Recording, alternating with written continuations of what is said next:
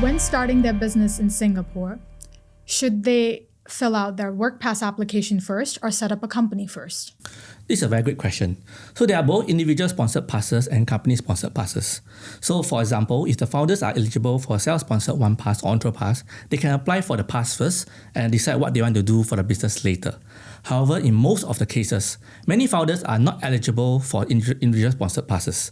For example, for EntrePass, it's generally meant for innovative and venture-backed businesses, whereas for one pass, it's the premium pass type in Singapore, and candidates will usually need to have earned or will be earning $30,000 a month.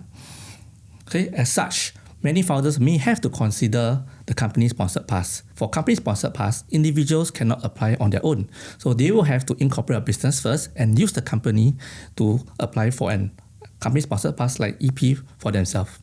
So for most founders, the company needs to exist even before they fill out an EP application.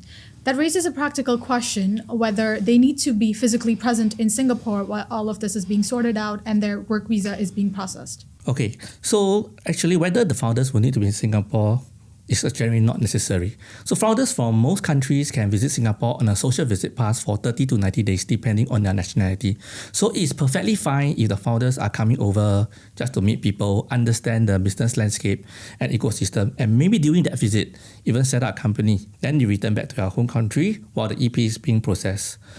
Yeah, so in general, there's no need for them to be physically here in Singapore for the EP application process.